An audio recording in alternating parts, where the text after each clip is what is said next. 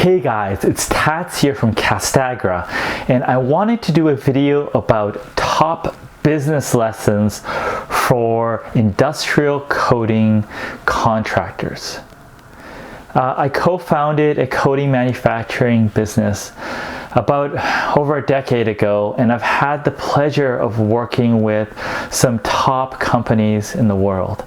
And I've noticed some similarities, and I wanted to share it with you. The first thing I notice is these companies manage surface prep really well. They have internal training, they have external training with wonderful organizations, and they manage that process well. We've heard it before, surface prep is most important. If the surface isn't perfect, it doesn't matter what type of great coating you put on top, it's not going to work. These companies take it extremely seriously. They're very knowledgeable and they're very careful with that entire process. The second thing I notice is they price their services properly. They don't race to the bottom.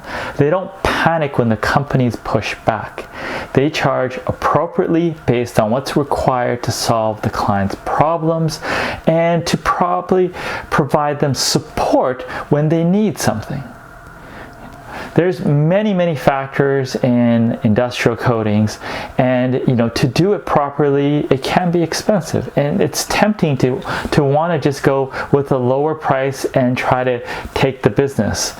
And I know this because I was interviewing someone on my Specify podcast who's a construction contracting expert, and he says that many firms price their services 20 to 30% too low. And what happens is, if you do that, you have to cut corners. You're not able to see the client often because you're trying to manage your costs. And at the end of the day, you're not going to get the referrals you're looking for because they're not going to be happy with the job that you did. The great companies make sure they price it out. They're okay if they lose the business, and they know that if they work with someone that understands that value, their business is going to be long term and it's going to grow.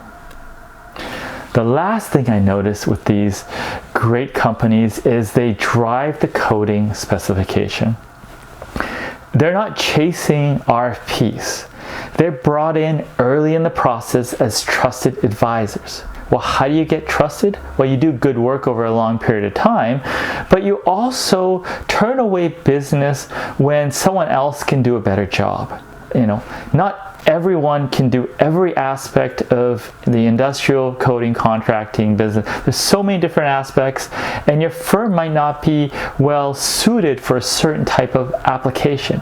So it hurts to say no to sales if you're kind of a sales-minded entrepreneur or professional, but in the long term, that's what you have to do. Even send them over to your competitor. Right? They're going to remember you for doing what was best for them, and probably going to come back to you and sort of ask you again because they know that you're going to provide an answer that is in their best interest, and you're not trying to make a short-term gain. Those are the three things I notice. If there's other things that you know, or even comment on what I mentioned in the video, put it in the comments below. And if you like the video, press like, and also follow me on social media or subscribe. It's Tats from Castagra, and I'll talk to you again soon.